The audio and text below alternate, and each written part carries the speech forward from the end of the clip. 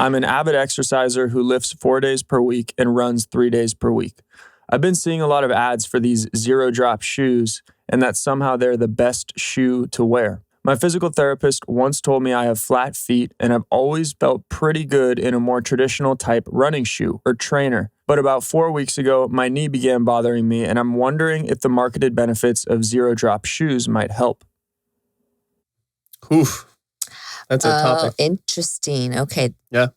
Man, I think of that, they've kind of come around, but you remember when the Vibrams came out? Every runner and their mother started wearing that. I had a set. Oh, yeah? Mm-hmm. I had a set. How'd your body respond to them? At the time, I don't think I had any... Was this when you were running a lot? Nothing to speak of, yes. Yeah, okay. I was doing a bunch of running, still cycling and things like that. I mean... Were you running in them?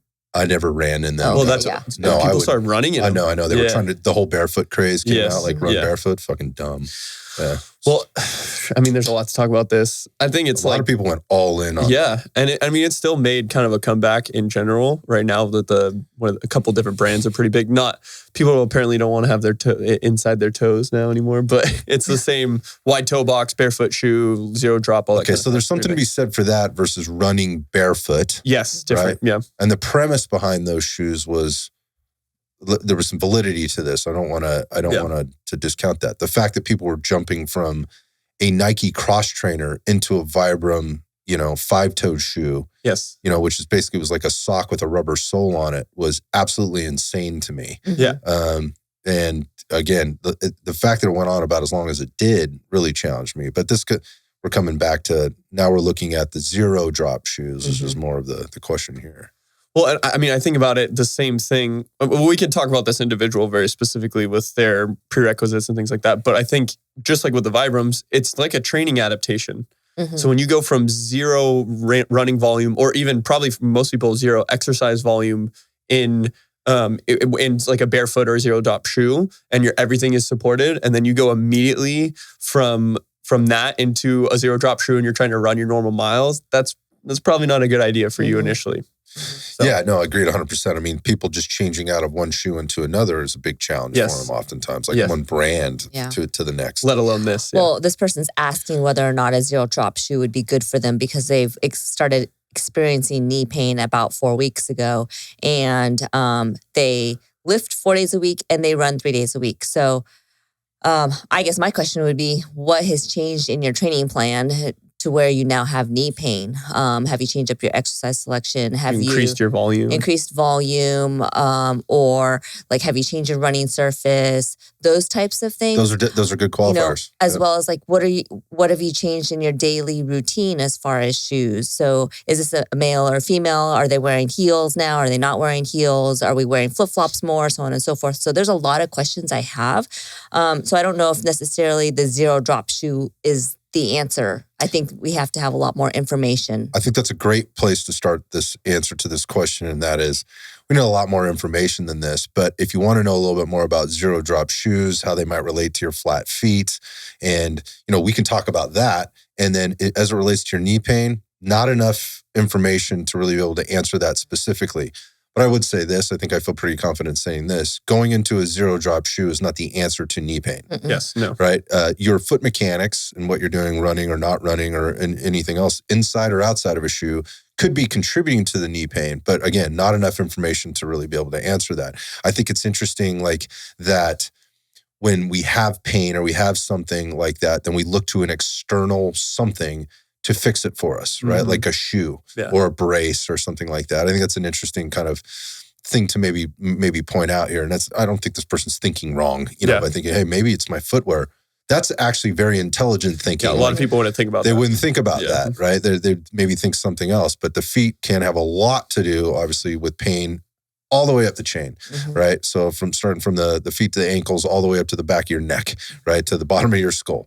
Their feet can have a thing there. I don't want to get too in depth on that. I think this is more about the zero drop shoe thing and, where this may fit in or what this is about. So let's talk about zero drop shoes. What is that? What is a zero drop shoe? Because I think that's a good place to start. Well, I mean, I think we talked about this before on the podcast. So if you think about your classic tennis shoe, there's a little bit of an increase from the toe box of the shoe as it goes back to the heel. There's a little bit of an increase in height, and a zero drop shoe is where the toe box or the toes and the heels are at the same level. Right. So simple. So there's really no heel elevation in the shoe, or very, very little. Just because it says zero drop doesn't necessarily mean it is. But let's not split hairs here. I mean, it's effectively keeping you in the same position you would be it's attempting to keep you in the same position you would be if you were barefoot. Yeah. Right. So,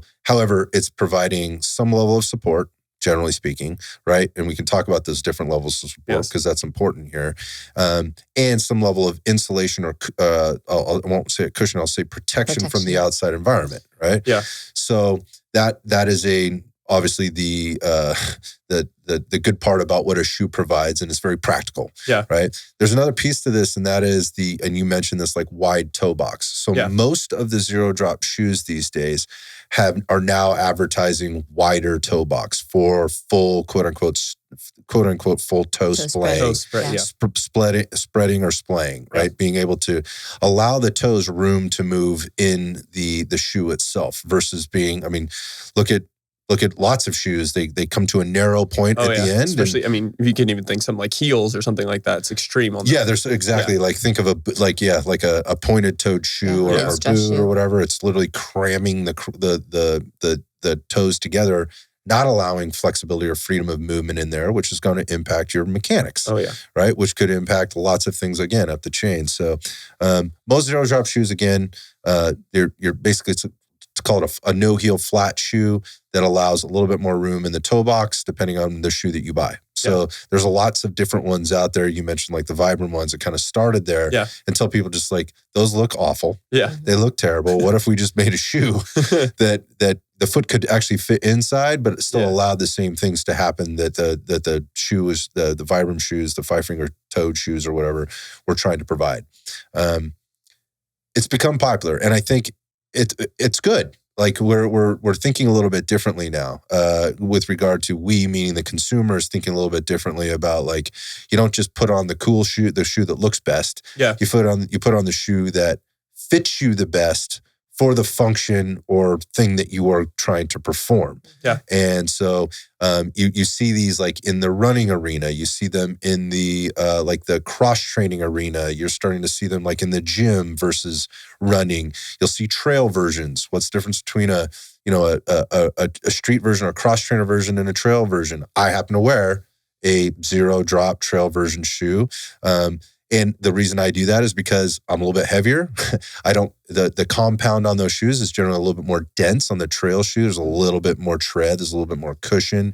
Yeah. And as a result, they don't break down as fast for me. So they also provide a little bit more arch support for me than the same version of the shoe in, say, the non-trail version, which is why I've chosen those shoes. So I think those are things we should talk about too with regard to the zero drop, because not all zero drop shoes are created equal. Mm-hmm. Well, and you're kind of talking about this. There's the zero drop where we think of like basically this barefoot shoe where it's a very thin, you're basically just have almost rubber over your foot. Like an Innovate type of shoe. Right, that kind of shoe, or like a big one's Vivo barefoot. Yeah, Vivo. Or there's like a zero drop shoe that might still have some support, like a cross train or something like that. So that's also important to differentiate between those two, of training in basically barefoot or barefoot shoe versus training in a shoe that isn't like a running shoe that has this crazy cushion on it. Right. So to go into those more, I mean, I think for most people, it does depend on what task you're doing. So is this, if this person's asking for their runs versus this person asking for their daily walking versus this person asking for what they're wearing in the gym,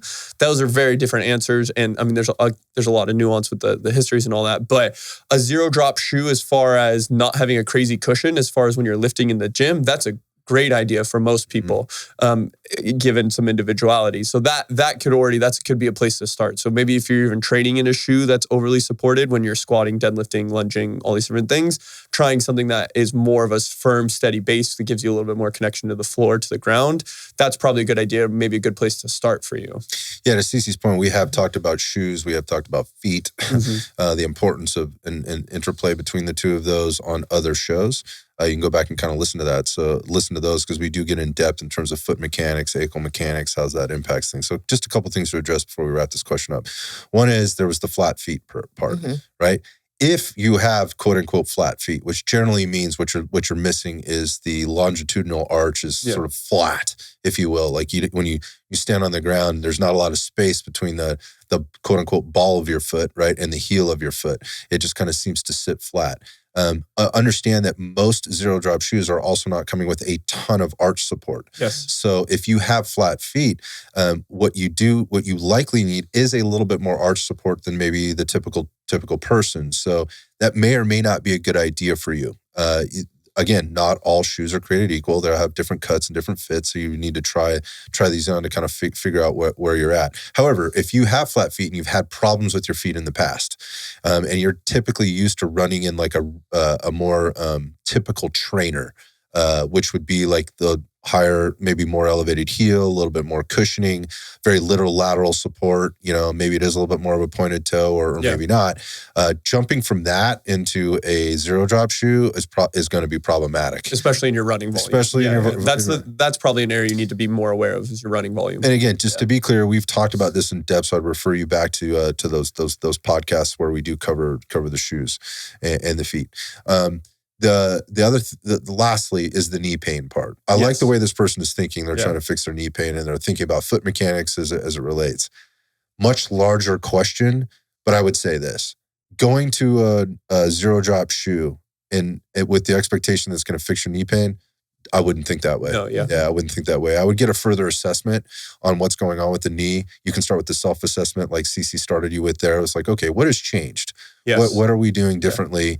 Increased your volume. In your training, in your day-to-day activity. Maybe how old are your shoes that you're currently using? Exactly. In your footwear. For all 10 that years. stuff. Those are good places to start, right? Like how long have you had the current shoes that you're in, right?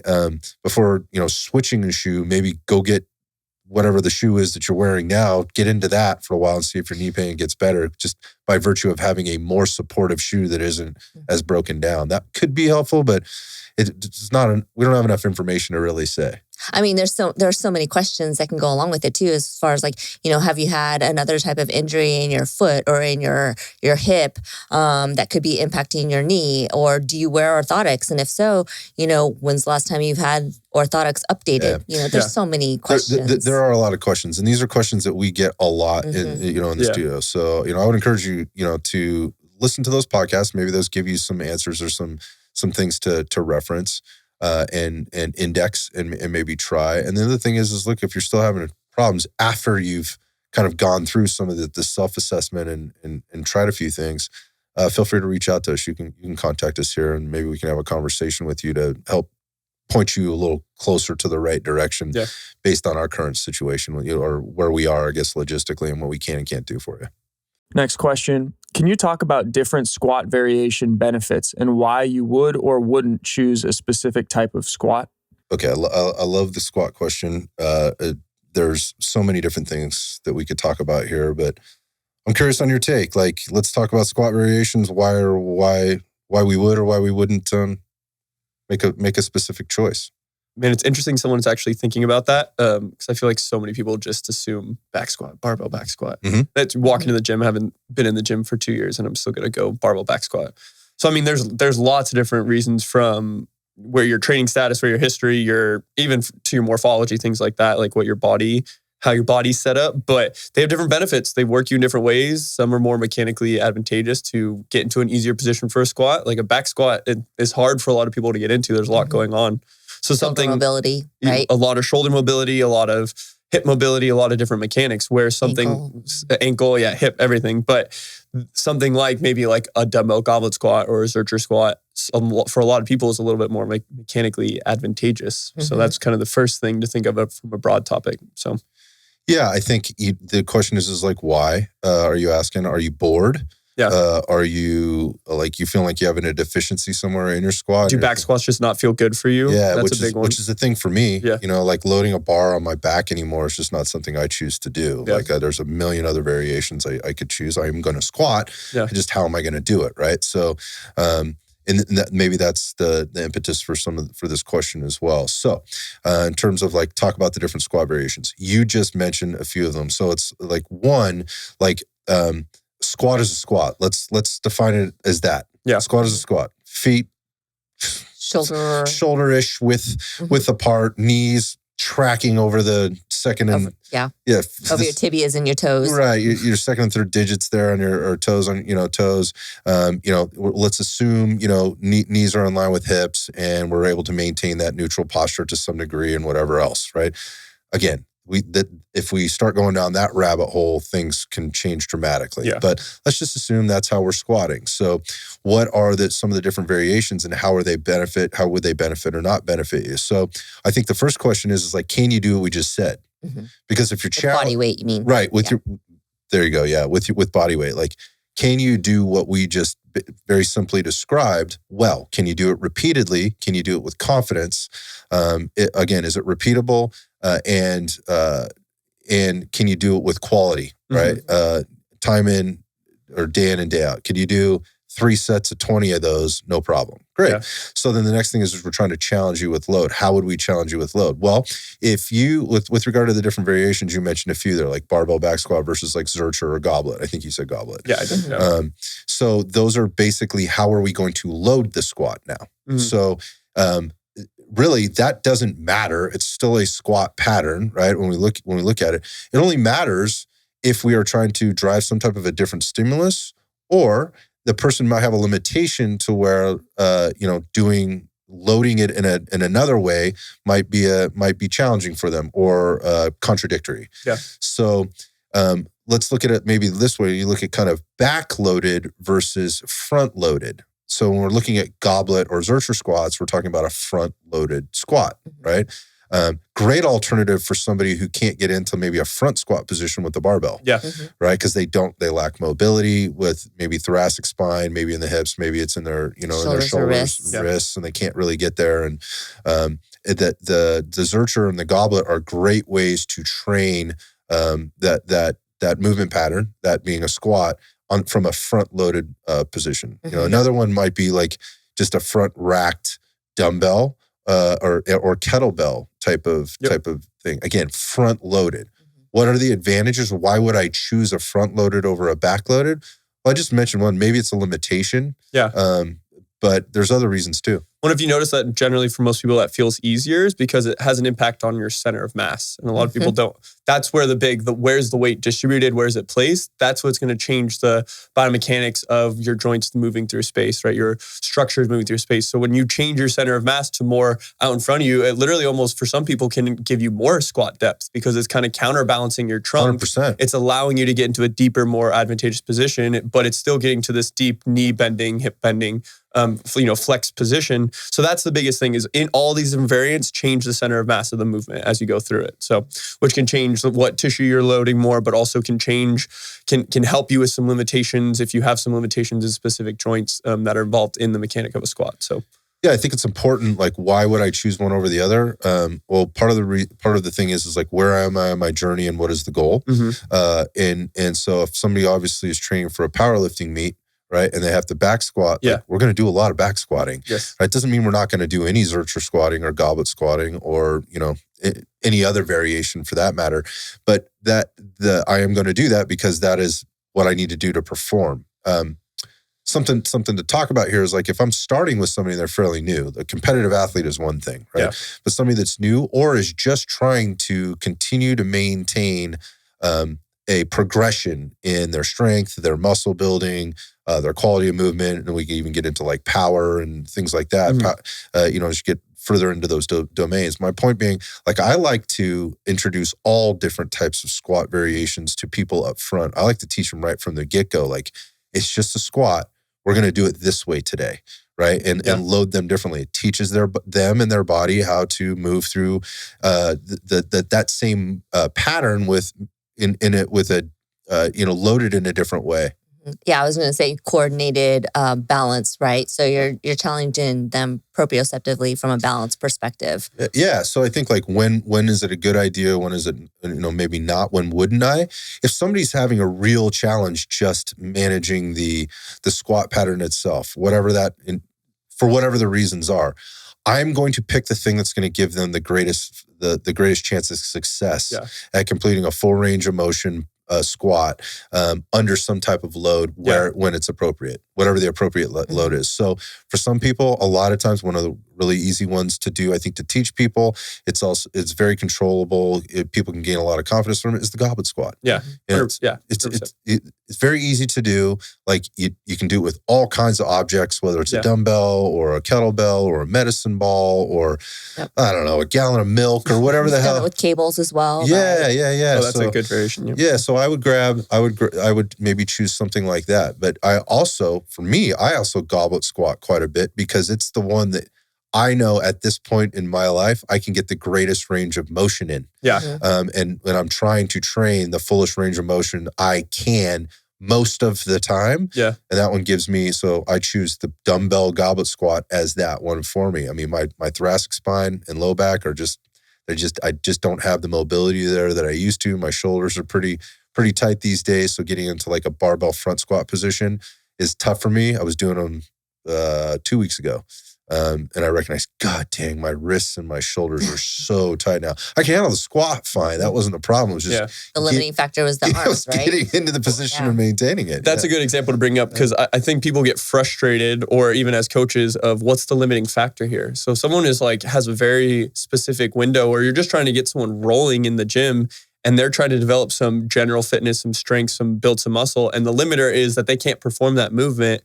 So many people just hammer their head against the wall of, okay, I'm going to just keep trying to back squat, trying to back squat. And then they're squatting with the bar or whatever for the first 2 months. We've talked about a lot of finding the right thing for the right individual for yourself that allows the biggest elicit of response of gains, of being able to progress and get stronger and move more.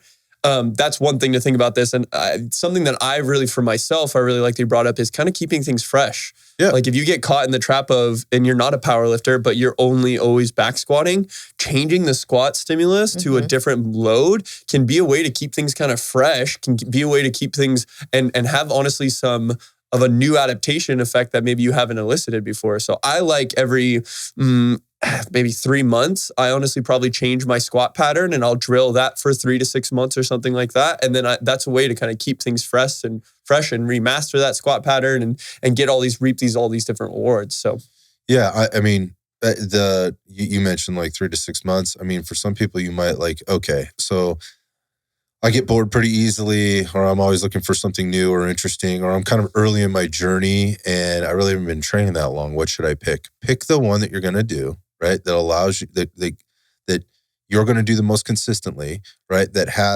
gives you the greatest chance of success for now. There is plenty of time to explore and challenge other things, right? At the same time, don't get married to it for too long. So if you're going to pick something, let's go minimum 4 to 6 weeks, right? To start to drill that motor pattern in, right? And drill that new exercise in and do it long enough to where you can see now that you can build some skill and then actually see or measure, strength gains or, hypertrophy gains or whatever from the work that you're doing. I think that's important too. Like people have a tendency to hop around. Yeah. Once you're more advanced, I think the hopping around is a good thing, right? Yeah. Again, if your goal is to step on the platform and at a powerlifting meet and squat, a house, well, that's what you're going to be doing in the gym. You're going to be doing a lot of back squatting, but I think that variety is important. So when it's more about it's not so much when I wouldn't give something, it's more about when I would, which is I'm pretty liberal with it. Again, it depends on the athlete and what we're doing, but I like people to play around with all different types of things and load that pattern in all different ways. It's one of those patterns that you can't do that versus like an arm curl, elbow flexion. Yeah. There's only so many ways you can do that. So many positions you can effectively put the shoulder in or your body in order to change the way gravity is impacting or that resistance profile. Squatting, God, I mean, while the resistance profile might always be pulling almost straight down, there's so many things that you can do. And then all the outside stuff that you can add to it, bands and speed and tempo and all kind of chains if you wanted, all the all chaos bar, all kinds of shit. So I would be not afraid to explore. Yeah. And it's not so much what I wouldn't do. It's more like what I would do. Yeah, just a little side story here. So Kayla, our admin, she's doing RDF Strong right now, and she was doing a dumbbell goblet squat. I think she was doing 75-pound dumbbell goblet squat. And remember the other day, you two were working out on the floor together, Jones, and she was trying to figure out which kettlebells to use. And I'm like, well, what was your dumbbell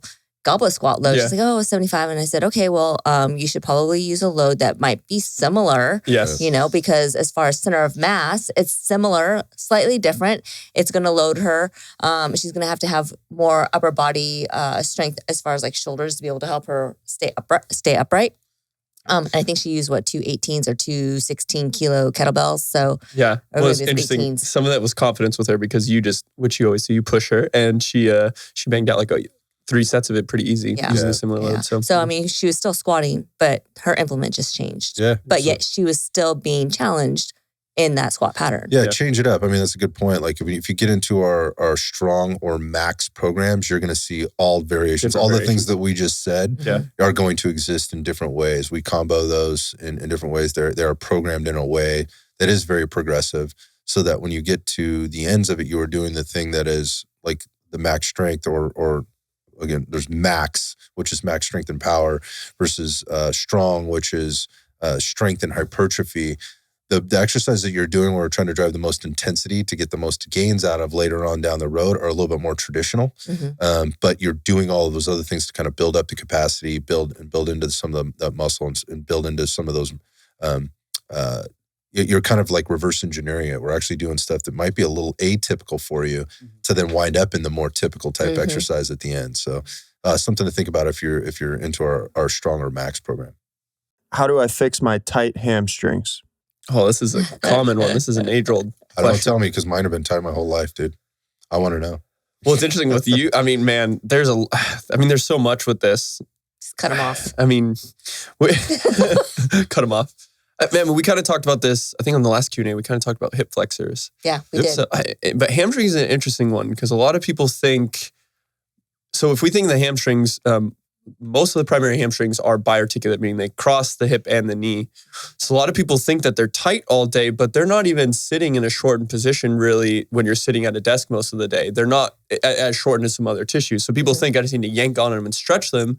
And I think because there's the big sciatic nerve there's a lot of people that feel this tension, this feedback. So they just want to kind of stretch it away. When we kind of talked about with the hip flexors, there's a lot, you probably don't need to yank and stretch them all the time to fix them. There could be the position of the pelvis. A lot of times also your hamstrings just could be really weak. They just not be strong. Yep. They're not comfortable being at length. And it's interesting that, you say for your whole life, but I find a lot too, there's a lot of neural tension that people have in their hamstrings. It's we talked about there's this fascial line that goes from the arch of the foot all the way up, cross through the hamstrings, all the way up through the back, all the way up into the head, into the back of the eyes. And this fascial line, when people have like back pain or back tightness, I find that they oftentimes have really, really tight hamstring because they're almost like guarding from that position. So there's a lot to consider with it. So what would you do to fix it?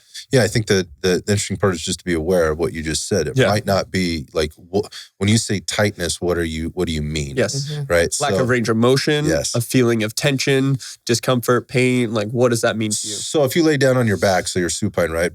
Belly up. Yeah. Legs are straight out in front of you, and you kept your back, again, so with a natural pelvic tilt, right? Your back's, let's call it flat on the floor. Yeah. Right? Arms out to the side or whatever. And you kept your knees straight and you lift that foot straight up, right? And you're trying to bring it as you're imagine it's going up towards the ceiling and you're coming almost to like a 90-degree angle at the hip. Yeah. Trying. Like, what does that look like for you? Yeah. Right? How close to 90 degrees can you get it? And can you move it beyond that? Right. So what does that mobility look like? What's your body's ability to move that leg or that limb through that range of motion? That you can control. Yeah. So that's, again, you're actively moving it with your muscles. So again, go back to like hip flexors. You're flexing into that position. That mobility, like what are you feeling when you get there? Are you feeling like a restriction? Or in that being like, there's just a barrier there that you cannot move that thing any further. And is that coming, like, are you feeling that through the back of your leg? Is it through the back of your knee? Is it down closer into the calf? Is it in your hip? Is it in your hip? Where is that restriction happening? So that's like an active way of kind of, maybe evaluating, like, where are you feeling this quote unquote tightness? Because I think a lot of this comes from, like, you feel like you have tight hamstrings. The other way, like, if you just stood up and then, straight knees, feet flat on the floor, and then just kind of folded forward and let your body hang down into that position, what's going on? Like, how close does your chest get to your knees or not get, in my case? Like, and where is that tightness coming from that you're feeling through the back? And a lot of times, like, you assume that it's the hamstrings that need to let go so that you can get that chest closer to your knees or flat to your thighs. But it might not be that at all. It could be coming from maybe higher up in the chain. Maybe it's your back that's in where in your back. Is it your lumbar spine? Is it your thoracic spine? That's limiting you there. So I think understanding, like, what is it about your hamstrings that you think is tight? Yeah. Because you may not be able to get into these positions. It might not be because of your hamstrings at all. It could be because something else, and you just happen to be feeling that weak point in the chain. Or, there's a lot of muscle there. That runs through that, and it attaches to a lot of other things. And so that feedback mechanism is like, oh, tight. The other thing I was thinking of is, what type of shoes are you wearing? Even if you're a male or a female. So, are your shoes being restrictive as far as around your toe box, or is there an elevated heel on them? Or are you wearing really hard-soled shoes like men's dress shoes or women's flats? Because that can also give you symptoms of tight hamstrings at the end of the day. Right, because basically, if you're used to, this goes back to our shoe question, like our zero drop shoes. If you're walking around in an elevated heel all day long, whatever your dress shoes are, whether that's you're a male or female, you're wearing whatever type of shoes you're wearing, and it's elevated, and then you walk into a flat shoe, like your zero drop shoe to work out in, you're just basically you were in a shortened position all day long with that elevated heel, and now you're in a shortened or a lengthened position because you've just taken that lift out of your shoe, so to speak. So where is that coming from? Is that coming from the ankle, which is then attached to the ham? Like, we start looking at Achilles, which is attached to the hamstrings, which is then attached to the low back, which is attached to the pelvis, right? When you were with that elevated heel, you were likely maybe tilting those hips a little bit to find that balance, maybe softening the knee a little bit. So there's a lot that goes into this, that it's not necessarily the hamstrings that are tight. I was just going to tell you a story. So last weekend, I'm redoing my condo because I'm going to get it ready to sell. I was having a friend over and we were demoing the kitchen and stuff like that. And, at the end of the day, I was wearing my normal tennis shoes that I always wear. And my hamstrings and my ass were so sore. And I was like, God, what did I do? I didn't do anything different than what I normally do. I just went over and, we were moving things around. But it was the concrete. Yeah. I was standing on concrete for hours, more so than I generally do. Because here at the gym, we have padded floors. Yeah. Right? And that's what it was. Yeah. So how did this turn up? So let's go back to tight hamstrings. So this could be a weakness issue. Yeah. Maybe the hamstrings are weak. You mentioned this, Ryan, and that they just don't like being in that lengthened position. They're quote unquote not comfortable being there. And so there's a neural drive to keep them tight or tension in there so that you don't injure yourself, right? In a sense. It's not always about injuring yourself or not injuring yourself, but it is kind of a safety mechanism that a subconscious kind of a thing, right? That the body has. That is for sure. The other thing is, like, look at what's going on above or below that. Yes. I typically like to start at the bottom and work my way up. Yeah. Like, what's going on? Somebody's asking about the shoes. Like, what's going on at the feet and the ankles, and how does that translate up into the knees? Then what's going on at the knees? Then ultimately what's going on in the hip, and then you get into the pelvis, the back, all those things. Now that might be a little bit further, down the line than you're qualified or comfortable sort of assessing. The bottom line there is there are things that you can do to kind of assess where you're weaker and where you're stronger, right? And chances are you probably know already. I think when somebody has a very weak trunk, and I hesitate this word, but let's just say core, right? In that it's not integrated well with the rest of the body. Like, what happens from there is your body starts to protect that from the inside out. So The next closest thing, big group of muscles, is going to be your hips, right? When you start to look at like what's going on at the trunk, like deep pelvic floor type stuff, like around the spine, the abdomen, what is supporting that structure as we work up into the rib cage and the shoulder girdle and things like that. That is your quote unquote core, if we had to define it somehow. But so are your hips, and so your hips are big, strong muscles, and so are your glutes. Or as you start to get into your glutes, which also interplay with the hamstrings, which interplay with the hip flexors. Yeah. That stuff has to take over maybe for weakness or immobility, if you will, above that. And so, it makes sense that the hamstrings would sort of tighten down or ratchet down on that system to keep it from, potentially moving into a position of weakness to where it ends up getting hurt or something like that. So I think maybe what you look at is like, where am I weak and where am I strong? Because the hamstring tightness might be a symptom of a larger issue. And I can probably, to finish out with this, probably the answer for most people is not just stretching your hamstrings more and just yanking on it. Great point. A lot of people just over yank on that. I can think I had a client that he'd just be in here all day, just reaching and jamming onto it. And again, it's a lot of neural tension. So if it's this position your body's not ready for, it's going to say, F that, I'm not doing that. And so it might feel this position of tightness. So there's a lot of nuance of what to look at, but the answer is probably not just stretch your hamstrings more. So tightness, again, oftentimes has to do with weakness, but it could also, somewhere else. Could be weakness above or below. So something to consider. Yeah. 2, it's like, again, it's likely, which is related, likely a symptom of something else, unless you've had an acute hamstring, injury or something like that where you're feeling this. So think about that. Like, what are some of the other things? And CeCe mentioned a couple of those things, like what surface am I standing on? What do my shoes look like? How long have I been in those things? Those kind of things can all play a factor. What are some soft tissue recovery strategies or techniques that I can use to address some of my chronically tight or tender areas? Good question. A couple things that come to mind. One would be trigger point therapy. There's a thing called the TheraCane. Have you seen it? It's the green cane. It has a little hook on it and little knobs. It's like a medieval torture device. So it can be self-applied. And if you have tender spots, let's say in your upper traps or in your low back or your forearms or shoulders, you can use this TheraCane and create pressure for like 30 to 90 seconds. And then that trigger point will release. So trigger point, think of tight muscle spasming. Usually with a trigger point, it's palpable, so you can feel it. It feels like a little knot. It's generally within a band of tissue, and there may be some referred pain as well. So let's talk about your upper traps as an example. Yeah. A lot of times people have like a knot in their upper trap, and sometimes if they push on it, it goes up into their head or it can go down into their arm. So I like the trigger point or the TheraCane for that type of self-applied therapy. Yeah, what's going on with that? Like, what is actually happening? I mean, what you said was you put pressure on it, and it effectively gets this thing not to relax. It's a quote unquote knot. I want to be careful about this, to release. What's really going on there? There's a change in sensory feedback of the specific area. So I think where I was going with this is like a lot of people think like, let's go back to foam rollers and lacrosse balls. The Theraguns too. I think that's a huge one. Theragun's another one too. I'm glad you brought that up. I just talked to CeCe about that one the other day. Like, what's really going on with this stuff? So people don't talk about lacrosse balls quite the same as they did a few years ago. And certainly the foam roller is kind of, while I believe there's application for it, like it's sort of lost favor in a lot of ways too.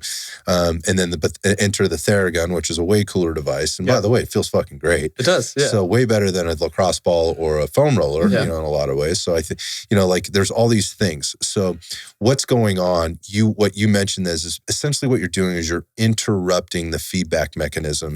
Loop. Yeah, the feedback loop by putting pressure and getting it to shut down, almost kind of wearing out the signaling system, if you will. Like it's fired on or it's switched on and it's sending this signal. And by putting this pressure on it and almost kind of hot wiring that, you're shutting down that signal, and so it desensitizes, right? And so desensitizes, and it actually gets to relax a little bit, and it can relax the tissue around there. So, are we remodeling tissue with a lacrosse ball, a Theragun, or anything else? Remodeling meaning changing fiber direction and breaking down this collagen matrix, as we've heard it referred to in the past, or whatever, within the fascia, or anything like that. Is any of that happening?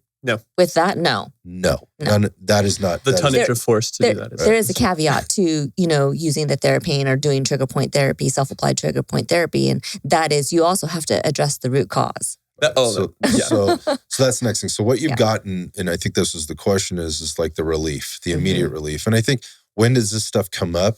We're not talking about like an acute injury, right? Yeah. Like a muscle strain or pull, if you want to refer to it as that, or anything like that. What we're talking about is like generally something that's like acute in the sense that it's like from overtraining, overuse. Like if you're an athlete that's training every day, these things are going to happen. These are normal things. I don't care what kind of mobility work you do, warming up, cooling down, fucking ice baths, Epsom salts, all that stuff, massage therapy. You're going to have stuff. So we're talking about gaining some relief to maybe get you a little bit more comfortable. Also get you back into the next training session, because maybe it's just in a couple of hours, right? So what can I do to kind of just get this thing to calm down a little bit and feel a little bit better? That could be part of it, but the other part is like more the thing we should be asking is like, why is this happening? Yeah. Right? Why is this happening? And if it's just simply if it's a result of, I have this very intense training schedule and I just can't come out of it, like it is what it is. Well, then that is what it is. So how do we find some comfort? In which case, Theracane, the Theragun, maybe that's the answer. It just kind of gets you through. Yeah. But at some point, we're going to need to relax on this and maybe not train as much and or address the root. The root cause, whether that's, biomechanics, or maybe it's just some load management for a while. Yeah, training volume in general, Or active rest. Yeah, so you start to adjust the variables a little bit differently and be okay maybe taking a little weight off the bar. Especially if this is like a reoccurring issue, I think is a big thing. Yeah. Is this something that's just come up, or is this something that's been chronic for a while? And this, I think the way the question was posed is like my chronically sore or uncomfortable areas or whatever. Chronically tight and tender. Yeah, so I would just I would think about that, but I also understand. Look, if you're going at it, if you're one of those people who's super driven and working out hard and whatever, like this stuff happens, and there is a time and a place for some of those modalities. Well, and I think so again, why? Yes, there are these modalities that can be really effective. We talked about why is this continuing to happen, especially if it's like a chronic issue of this specific area. So I think that's also assessing like your mechanics, your movement. But one of the actually aspects I like of this trigger therapy that's really important for recovery in general is if it gets you to fucking chill out. Yeah. That's what you need to do. So if this is relaxing, if it feels good, that's probably the biggest benefit of the gun or the massage or anything like that. It's just getting you to chill. It's allowing your body to recover. Another important aspect that I really like when I have someone use this kind of modality, whether it's pre-exercise, post-exercise recovery at home, is doing some movement after you use these trigger point therapies, right? So it's allowed some more range of motion. Maybe it allows you to tap into something, increase blood flow, all these different things. So maybe it's a time to work some of your asymmetries or compensatory patterns, to work on some things that could be the cause of why this is chronically getting tight, or honestly even just move, just going for a walk after you do it, just help clear some of more of those waste products that are built up in that kind of driven tension. So it's so funny. Like if you go and see a good like manual therapist or like even a chiropractor, and we were actually having this conversation the other day via text. Ryan's like, we were trying to figure out the podcast schedule actually this week, and like, I'm going to go see Dr. Mark, who's the chiro, or whatever. And then, and I can zip back and I can be, we can be back in there. I'm like, probably don't want to sit down. Let's think about this. Like the reasons you're going to see Mark is to unfuck yourself, right? Yes. But it's also to maybe help gain some mobility or a realignment or adjustment of something that's going on, right? And we don't have to get into the personal stuff there, but the point of that is like to rush from that to go right back to your car to sitting down into a unnatural position. Well, unnatural being like probably not optimal, whatever the fuck that means. But then to rush back here to sit in that uncomfortable chair over that stool over there for another hour or two, probably not the best way to go about getting that treatment to fix whatever or to aid whatever that issue is. And so I think it's more of the mindset. I think I love what you just said that right there is like, if I go like going back to Mark, like I know what Mark probably told you is like, I want you to go for a walk. Yes. Right. Literally immediately after the session. Get out, walk out, don't get in your car. Yeah. Go for a walk for 15 minutes, go through that cross crawl patterning. Yeah. Right. And try and kind of reset the system. Otherwise you can reset it that way or hopefully. Maybe that's itself or not, or you can go back and sit down in that very static position, hip flex, knee flex, forward flex position, all that stuff, and probably ends up undoing any of the benefit that you got from the time that you spent on the table. So same with the Theragun or, the Theracane or lacrosse ball, if that's what you want to use, or foam roller or whatever else. Those things can be helpful in that sense. Just think about how you apply it. So great points. What else, CeCe? Another technique that I really like is self-applied, quote unquote, scraping. So taking an instrument-assisted soft tissue manipulation tool and applying that. Why do you? Because this is not relaxing. No. Well, you know what? There's a couple different things. So you can use it to help with increasing blood flow. Yeah, there's kind of 2 ways. Yeah, breaking down adhesions and stuff like that. Moving like lymph and things like that. Mm-hmm. Yeah, so. And yes, depending on what's happening, because you want that a glide and slide mechanic between your fascia and your muscles, right? Yeah. And sometimes your body doesn't have the glide and slide, so this tool can be used to help increase blood flow to the area, as well as create more glide and slide between your muscle and your fascia. Yeah.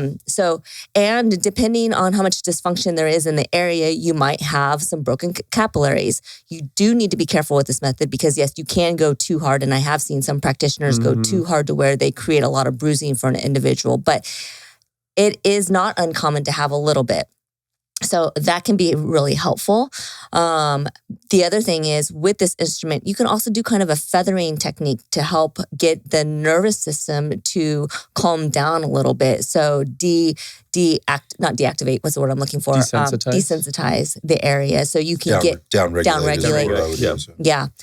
To get more range of motion or to interrupt that negative feedback loop of having pain. Yeah. So that's another tool that I like to use. And I've used it on myself for my forearms, for my shoulders, for my quads and my hamstrings, calves. So I do think that works well. I see that for myself and with clients of people who have some sort of itis, some sort of like big inflammation in an area, of helping clear that away. I think that's the big thing, like with people, different itis at the elbow, tennis elbow, golfer's elbow, things like that. Yeah, especially if you're stuck in a chronic state. So using that instrument can help to increase blood flow to the area because a lot of those tendinous structures, they don't have a lot of blood flow. So there's that. And then you can also use it to apply to your extremities and apply downward pressure, and then take your distal end, like let's say you apply it to your forearm and then downward pressure and then move your wrist in a flexion and extension kind of position. And so, you're getting some more range of motion and some deeper sense of stretching. Yeah, there's a lot of different techniques. I mean, what you just got into, I mean, some practitioners spend all day doing that's their primary treatment on patients or on clients. So that is, it is a primary treatment method at some level. So not that you should know how to do all this stuff, but it's stuff you can look into because anything that gets you to downregulate, relax a little bit, and helps you, chill out, it helps you get back into the next training session feeling a little bit better about it and not thinking about that can be beneficial. And that can mean different things to different people. So just some things to practice or try. You don't have to go out and spend a bunch of money on any of this stuff. Like, if you got a Theragun, great, maybe give that a try. Foam rolls, people have those things laying around, but you don't necessarily, you can start with a tennis ball, or something like that, or just with your hand, just doing some like cross-frictional massage on the area, that you're trying to work, or get somebody else to do it for you. Those are things. But to expect miracles out of this without addressing maybe what the root causes of those things are, which might be train less, right? If that's not a choice, right? Then what can we be doing to aid in the recovery as a whole? And as well as downregulate and desensitize. So a lot of things come into that. I have a desk job that challenges my posture all day, 5 days a week. No matter what I do to fix it, it seems to keep getting worse. What specific exercises, if any, can I add to my workouts to overcome this? Well, off the bat, I think so many people try to look right at their workouts to fix it. Like what's magic exercise I can do every single day to fix my posture? Really, that's kind of missing the point. That's a trap. I think it's a trap. And I think, it makes sense that somebody would be asking us that. Like, what's the exercise? That's what we do. We, prescribe exercises to people for different things based on their needs and their wants and their goals and their limitations and all that stuff. So, I get the question. But this is in kind of the way you did that is let's pump the brakes for a second. Yeah. let's not try and fix everything with exercise. Yes. Right? Because not everything, number one, can be fixed, and not everything needs to be fixed through an exercise. Exercise is not the answer to everything. Orthopedic issues do not get fixed with exercise. You can augment, the movement patterns that you're doing and try and train through things that can help you. But if you've got like an orthopedic issue, or in this case, I think we may address something else first. Yeah. Just kind of looking at the look on your face. Let's step out of the like, what exercises fix my problem? Yes. Could there be some things you could be doing? Maybe. Do you have to add on? Not necessarily. Maybe it means you need to be taking away, right, to help this thing. But I think to the point of the question is like, I sit all day. I know my posture sucks. I'm trying my best, at the gym to overcome this, or I want to be better, at least in the period that I spend in the gym to get better at this. What can I do? Man, I have this conversation probably, especially where we live in this area with the tech industry and all that, of maybe you shouldn't sit all day for 8 hours straight without moving from your computer. That's probably the first thing to look at. But what do they say? Well, what do they say when you say that? Well, it's like, oh yeah, I didn't think about that. Like seriously, people don't realize the negative health effects that comes from sitting all day. So they always ask me, what's a stretch? I get my shoulders hurt really bad. Okay, well, what does this day look like? What are you sitting? How often are you sitting? My low back hurts. I mean, this goes with all that kind of stuff of maybe we should just start by standing and moving more, because if your body is going to adapt to whatever position it's in, right? Whatever stimulus you're giving it. So if that stimulus is sitting at your computer in a poor posture for 8 hours a day, and then you go exactly what you're going to get, and then you go exercise for an hour, maybe twice a week or whatever, trying to do all these stretches, trying to crank you out of it, you're really just spinning your wheels. You're not really going to get a big effect from that. Just look at the two buckets of what's going to fill up more. So just the first thing for most people to start with is stand up and move more. Get into different positions, whether it's changing positions at your desk, standing desk, seated desk, sitting, doing other things, or actually just getting up and going for a walk, going to the bathroom, doing things like that. People aren't going to like that answer because it is so obvious and it makes such good sense, right? And so Too good of sense. Too much sense a lot of times. And so what you hear kind of immediately is like, yeah, but I got to work, man, and the Zoom calls and the, and the things. Listen, man.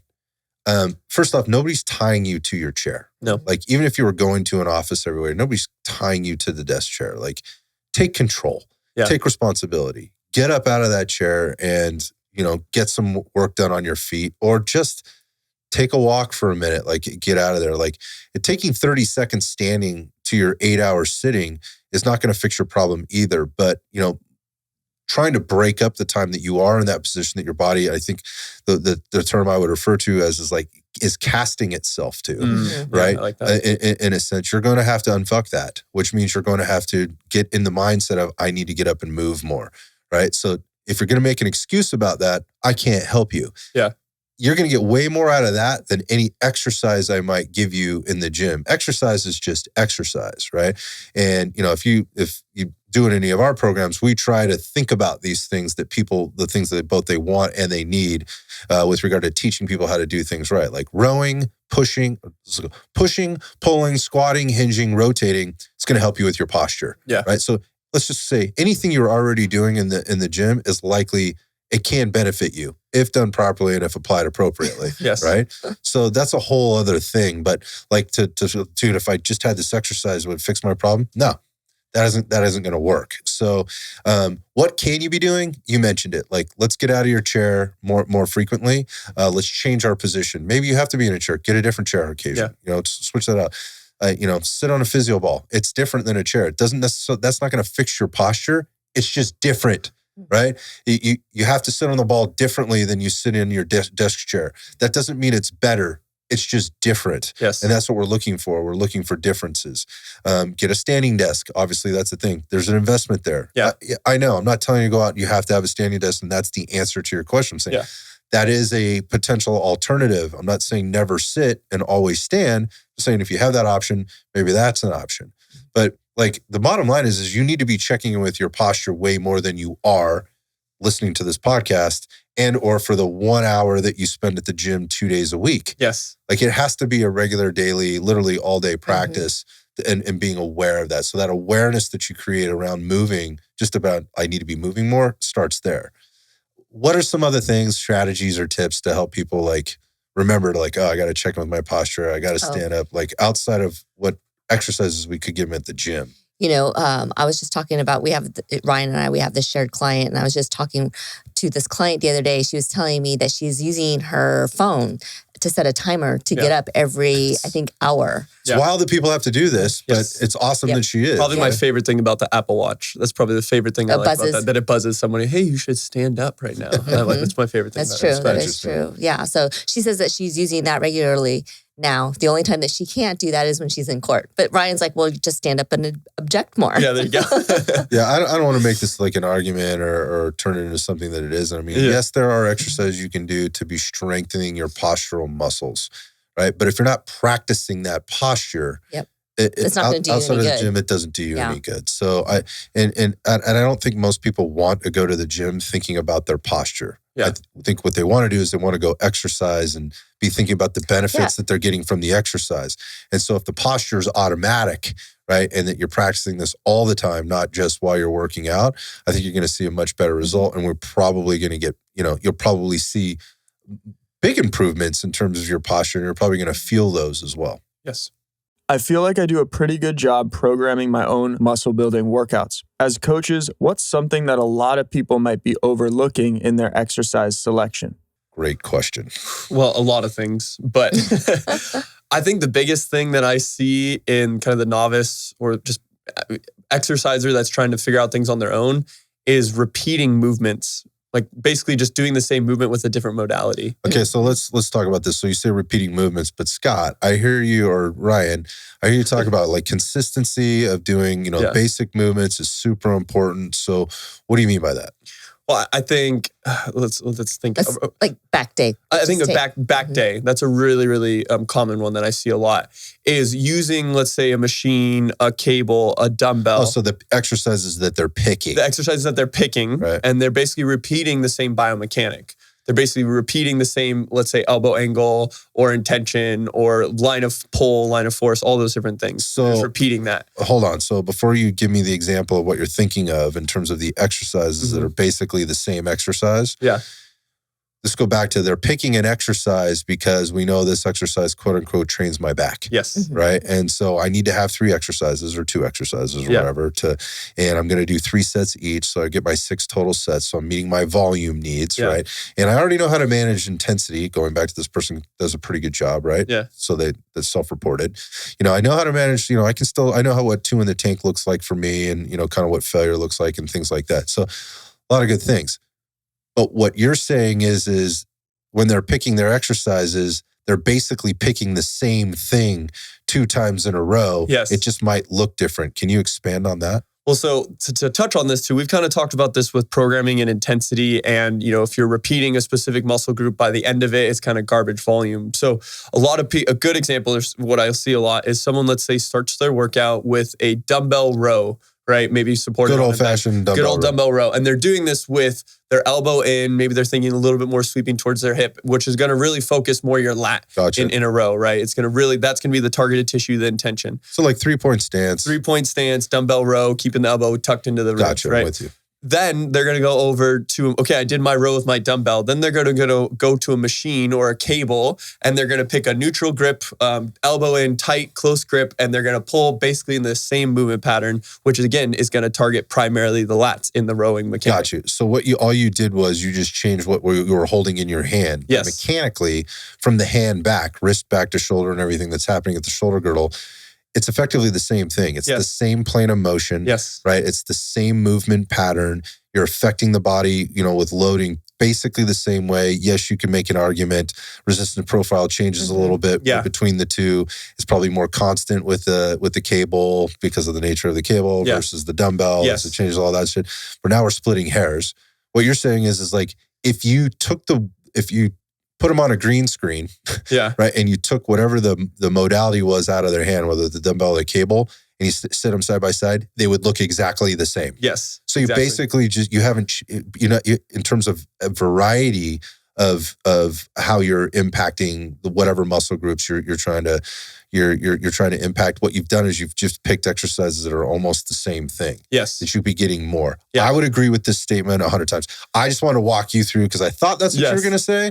And I just want to walk you through that process, because I would agree with that statement all day long, that people pick exercises based on what's available to them and what they think they should be doing just in terms of total number of exercises without thinking through what you just said. Like, is this any different than what I just did? Yes. Right? Previously. Yeah. And I think probably the two biggest culprits are back day. I see that a lot. And arm day. Those are two big culprits where they just repeat the same movement. So whether we're even thinking like the fiber orientation of a specific muscle. So there is some more detailed there where you're getting really nuanced there. But even just for like your back of the primary mover in the movement pattern, right? So your lat's a big, powerful muscle, right? So even, yes, there may be some stimulus of the movement of your shoulder blade for like rhomboids mid traps in that row that we just talked about. Your lat's going to be the thing that's getting the primary stimulus. It's going to work. Where thinking of maybe, okay, I was in the same elbow position, but changing the elbow to maybe more of a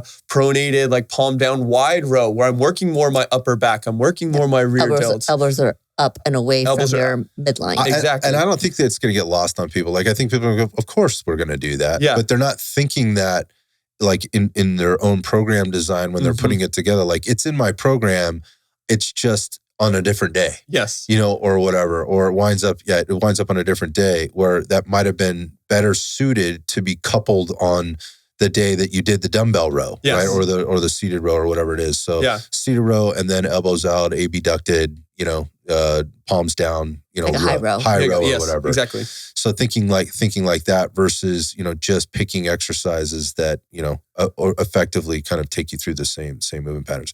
I think this is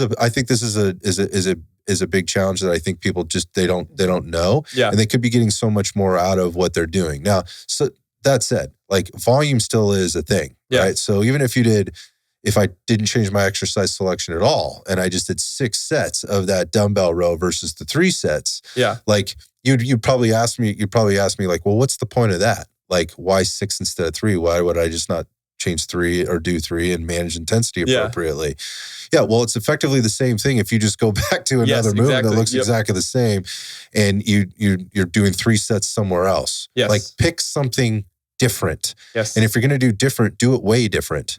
Right? Maybe is the thing. Like, we like out on the long range shooting, if you're out there and you're shooting any kind of distance, like if your wind call is off, right? And you're shooting way out the distance and you've missed, like, and you're not quite sure, miss again, but don't miss the same way. Yeah. Like, pick something else and give it a big enough change, in terms of wind call, where you're actually going to see where you did or didn't miss. Like, don't give it.